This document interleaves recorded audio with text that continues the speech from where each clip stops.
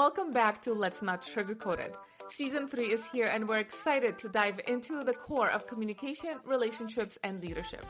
We're your hosts, Bella and Lee, a husband and wife duo with a successful business helping couples and organizations get it together to play a bigger game and elevate their relationships and performance. We believe in keeping it real, so each week we'll bring you incredible guests, entrepreneurs sharing their authentic experiences, along with episodes featuring just the two of us tackling the tough topics. So, if you're ready to enhance your connections and sharpen your leadership skills, you're in the right place. Let's get started. So when people are need to make a big change like this, awareness is a huge piece. So if we go back to that moment that you talked about being out, at the dumpster, this awareness, this real kind of truth telling yourself, I have a problem. So that's awareness. But with that discomfort that comes after that, because awareness needs to lead into some type of action for change, because even though we're aware of a problem, there's the comfort in knowing that the problem is very predictable and certain. So even though I'm aware, I can still choose to continue to have that problem because there is this sense of safety. Even though I know it's harming me, the harm is known. And even though we intellectually know that a change will be positive for our lives, that change, because it's new action, there's no previous history that we have with that type of behavior, the person that will become, the brain processes it as a threat. So now all of a sudden we have this massive gap that creates that discomfort. So when you're in that moment, you have this awareness, you're starting to feel probably a lot of discomfort in new actions that you're going to have to take. What was that first thing that really helped anchor that action for you, right? Because we're talking about a lot of stuff, but what was that one thing for someone who's listening now who has that awareness of saying, yeah, I think I might have, a problem. Maybe it's not defined as a problem, but I have maybe an unhealthy relationship with food. What would be the one thing that you did right after that someone listening could do as well? Yeah, I think the first thing that I did was I think just really admitting it was the first thing I needed to do for myself to be really authentic with myself. And then I had to get in acceptance that I was going to have to get uncomfortable to deal with it, but that I could go kind of like be a little bit uncomfortable and then kind of like find some more like safe, comfortable ground that wasn't so self-sabotaging. So the first two things I did, first thing, because I was so addicted to sugar, I started learning about sugar. And it blew my mind to realize that sugar was created to be addictive on purpose. And that it's 10 times more addictive than cocaine. I was like, oh my gosh, it's not just me. I'm not crazy. Like the food industry has done this on purpose. And when I started educating myself, it felt very empowering and helped with some of the discomfort. The second thing that I was terrified of doing was feeling my emotions. So it was like baby stepping into, okay, I'm feeling fear. I want to just go to food. No, I'm trying to not do that. What do I want to do instead? Well, maybe I should just try feeling my emotions and seeing what happens. And so what I started to remind myself of in the moment was, yeah, this is uncomfortable, but I'm safe.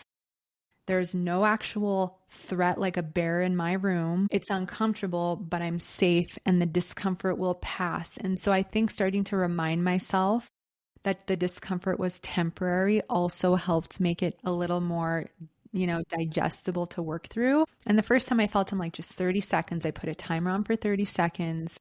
I opened my eyes and I'm like, oh, nothing bad happened. Wow, like I can do this. And so I think it was those little micro moments where I gave just a small amount of time to try something different that was uncomfortable, helped me see I could do it, which built a little more confidence and helped that uncomfortable thing become a little more comfortable. And so whether you're a binge eater, you're in bulimia, you are emotionally eating, you're a full-blown food addiction, which is like you're thinking about food nonstop, whether you're planning your next diet or you're trying to control the amount of food you're eating or you're planning your next binge, it doesn't matter where you are on that spectrum. We've got to deal with your triggers first of all. Emotional or binge eating will keep coming back if we don't understand everything that's triggering us. So most people will have dozens and dozens of different triggers. And these triggers, I really call them multidimensional. There's physical, emotional eating triggers, things like fatigue as an example. Fatigue increases your hunger signal. It's called ghrelin. It makes you more hungry when you're tired. And we have a dulled leptin signal, and leptin makes us feel full. So when you're constantly fatigued, which is usually caused from high cortisol, a thyroid issue, low progesterone, dysregulated nervous system, stress, those kinds of things, not eating enough, you're actually innocently setting yourself up for more fatigue, which sets you up for increased appetite levels and trouble feeling full. So that in itself is a huge trigger that I see a lot of my clients dealing with. And if you don't know that's a trigger, how are you supposed to deal with it properly, right? So fatigue is an example of a physical emotional eating trigger. All hormone imbalances can trigger emotional and binge eating because of the way they impact your appetite, but amplify cravings. So high cortisol gives you more sugar, salt, and refined carbohydrate cravings. Serious thyroid issues can give you heavy salt cravings. Progesterone, which is one of the female sex hormones, if that's low, you will have a higher likelihood for sugar cravings because, again, like you were saying earlier, we chase food in anticipation of reward, and we start thinking about eating the food and we go and take the first few bites. We get a huge dopamine high, and dopamine is one of your mood boosting neurotransmitters, the reward pleasure neurotransmitter. Most women that I work with actually are deficient in dopamine and serotonin, which is your mood stabilizing neurotransmitter, when we first start working together. And if you don't know these things, I didn't know these things, like we're not taught this stuff. Like, how are you possibly going to just wake up one day and be like, well, I'm going to go get my dopamine and serotonin tested. I think I have high cortisol and, I've got these inner child wounds that we're not waking up thinking about that. It's like, oh my God, I need to lose weight. Nothing in my closet fits. All the negative narrative, like that's the cycle so many women and men are in different ways. And so dismantling and understanding your triggers is a huge part in your healing and fully breaking free of these behaviors, because it allows you to understand why you're going to food, why your body is wired right now to make it easier to want to seek reward from food or numb or check out or whatever the reasons are for using it. And that is incredibly powerful, because the perception shift I like to encourage with my clients is your triggers are teachers. They're trying to show you where you're out of alignment, or where there's a lesson to learn or something for you to heal. Weight loss blocks are no different. Weight loss blocks are teachers. They are trying to show you where you're out of alignment or why your body doesn't feel safe to release protection.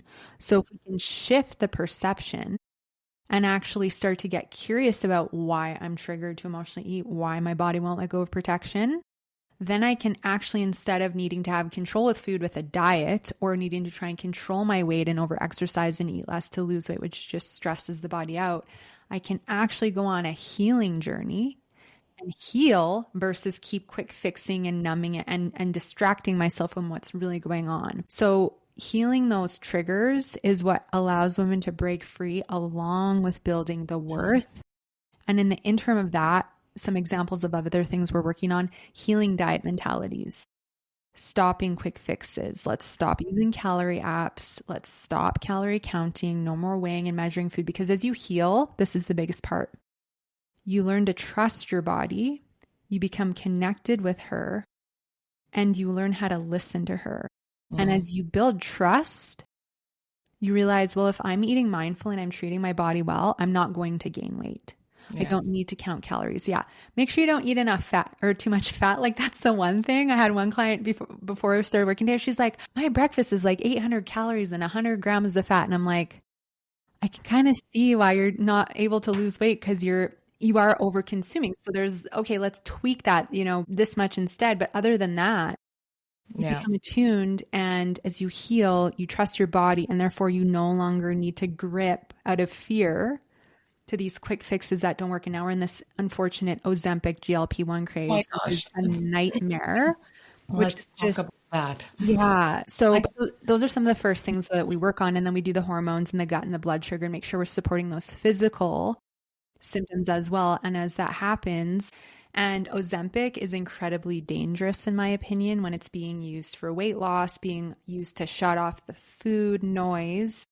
It's incredibly concerning because it is for blood sugar, type 2 diabetics. But the problem is as soon as big pharma and all their celebrities and puppets get on the bandwagon and start promoting it, people who, and I mean this in a loving way, I used to be one of them, but people who are insecure in their bodies and feel very unloved and have a lot of self-hatred, you get into this state of desperation. You're easy to control and manipulate. And so when you're desperate to lose the weight because you are convinced that that's finally going to fix everything and make you happy and make you feel worthy, and you've tried all the diets and nothing is working, you are far more easy to convince that Ozempic or one of these GLP-1s would be a good choice for you, because A lot of people around you are probably doing it and getting temporary weight loss results. Your doctor, unless you have a really good, authentic doctor, is going to be like, yeah, that's probably the first thing they're going to suggest because they're making a big commission off of it. It's a big money grab. But what we really have to start asking ourselves is, do I want to keep chasing quick fixes that are going to keep me disconnected and distracted from doing my deeper work? Because Ozempic is not going to help you love yourself. It's not going to help you understand what's triggering you to go to food or purge. It's not going to help you identify your hormone issues. It's not going to help you heal your diet mentality. It will not help you deal with your traumas. Maybe it shuts off your appetite and the food noise while you're on it, but that's a concern because we're not supposed to be shutting things off in the body. I will say it time and time again. You cannot mess with nature. And we, right, are not robots. We are nature. And so it's no different than women who have been put on the birth control pill because they have cramps or acne. It shuts off a natural part of our cycle and innate being to be a woman the way we're supposed to be. And there's many other ways to address things like that other than a pill. So it's the same with Ozempic and GLP-1s. We're not supposed to not feel hungry. We're not supposed to feel nothing. Some of the biggest concerning side effects I'm seeing with Ozempic are permanent bone and muscle loss. Some women are losing weight and can't stop. A man just died. He couldn't stop losing weight. He died. He became so thin. 1,500 people in the United States just filed a lawsuit because they lost their eyesight permanently. Women are becoming suicidal because it shuts everything off, including your neurotransmitters. You don't feel anymore. Suicide and depression are increasing. Anxiety, you're malnourished, you're starving yourself because it's shutting off your ghrelin, which is your hunger hormone. It's also skewing your hormones. Thyroid issues, high cortisol, all these hormone issues are getting bigger. Deficiencies with iron, B12, vitamin D, your vitamins and minerals because you're not eating enough. Yeah. Is it worth it to have this quick weight loss? Mm-hmm. Is it really worth it? Because what I want women and men to start asking themselves is, what are the long-term effects of this in a year, in 5 years, in 10 years? Am I going to be around in 10 years if I keep doing this to myself? Because it's very dangerous. And if you are told, oh, well, once you lose the weight, then you can go on a maintenance dose for the rest of your life, like another huge red flag. It just is all proof that it is not addressing the roots. And the problem is when women are coming off of this, if they've been using it for binge eating or emotional eating or weight loss, guess what? What gets suppressed explodes after. So now they have significant increases in ghrelin. They're so hungry, so they are getting triggered to binge and overeat. The hormone issues, the nervous system dysregulation, all the things that have been suppressed and thrown off are now amplified. And so that fuels the mood issues, the desire to go to food more easily, the hormone issues, weight comes back on even easier because you've suppressed your metabolism.